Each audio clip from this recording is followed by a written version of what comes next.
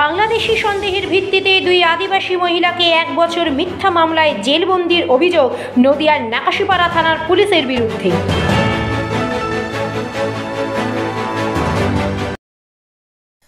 This video is for information and knowledge purpose only.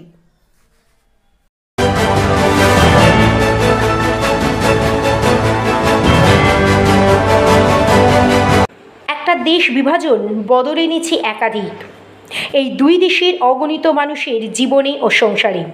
Bharat ও বাংলাদেশ এই দুই দেশের ভেতরে যাতায়াতের ক্ষেত্রে রয়েছে একাধিক প্রোটোকল।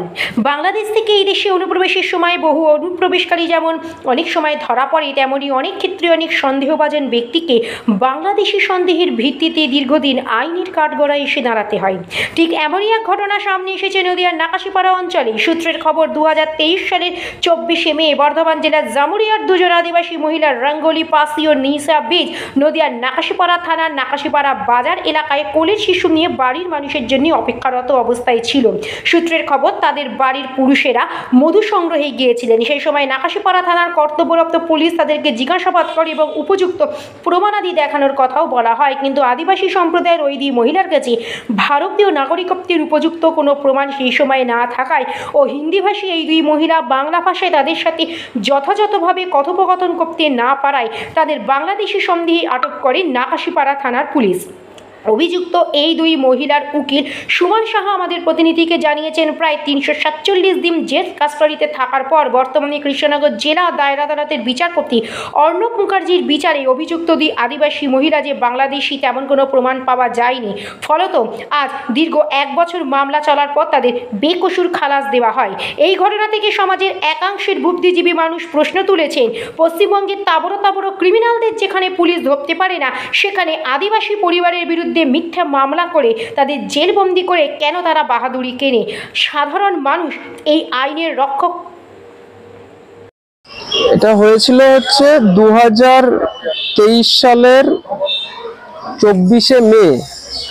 এই আমাদের বর্ধমান জামুরিয়ার দুজন আদিবাসী মহিলা, একজনের নাম রঙ্গোলি পাসি, একজনের নাম হচ্ছে নিশা বেদ। এদের দুজনকে নাকাশীপাড়া থানার পুলিশ সন্দেহবশত ধরে নিয়ে এসেছিল এবং তাদেরকে বাংলাদেশি বলে কোর্টে প্রডিউস করে। পরবর্তীতে এই মামলাটা ট্রান্সফার হয়ে আমাদের কৃষ্ণনগর কোর্টের মাননীয় judicial magistrate JM third court Shri Arnab মুখার্জির ঘরে এই মামলাটার বিচারাধীন হয় এবং ট্রায়াল চলে। এবং আজকে এই মামলার বিচার শেষে দেখা যায় যে এরা সম্পূর্ণভাবে ভারতীয় এবং বাংলাদেশের নাগরিকত্বের কোনো প্রমাণ নেই। সেই জন্য আজকে এদেরকে মাননীয় আদালত বেকসুর খালাস করে। এদের সম্পূর্ণ সন্দেহের বশতে, যেহেতু এরা আদিবাসী ট্রাইব্যুনাল পার্সন, সেই কারণে পুলিশ সন্দেহের বশতে সবসময় তো এদের পক্ষে ভোটার কার্ড বা আধার কার্ড নিয়ে যাতায়াত করা তো সম্ভব হয় না। পুলিশের দেখে মনে হয়েছে যে এরা বাংলাদেশ থেকে এসেছে এবং এদেরকে জিজ্ঞেস করেছে, এরা একটু হিন্দি ভাষী টান, এরা সঠিকভাবে সেই কথাগুলো বলতে পারেনি, যার কারণে পুলিশ সন্দেহের বশে এদেরকে বাংলাদেশি বলে এবং বাংলাদেশি বলে এদেরকে 14 ফরেনার্স অ্যাক্টে এদেরকে কোর্টে ট্রান্সফার করে চালান করে। হচ্ছে এরা বিভিন্ন গ্রামে বন জঙ্গলে মধু সংগ্রহ করে বেড়ায় এবং এদের যেহেতু তার মধ্যে এদের কোলে বাচ্চা ছিল, সেই কারণে এরা একটা জায়গায় বসে এদের বাড়ির লোকেরা মধু সংগ্রহ করতে গিয়েছিল। সেই সময় দাঁড়িয়ে পুলিশ যখন এদেরকে কিছু জিজ্ঞাসা করে, এরা সেই সময় সঠিকভাবে বলতে পারেনি যে এদেরকে ধরা হয়েছিল নাকাশীপাড়ায় বাজার এলাকার থেকে এদেরকে ধরেছিল। এটা সম্পূর্ণভাবে পুলিশের মিসগাইডের জন্য এরা আজকে দীর্ঘদিন ধরে জেলে ছিল।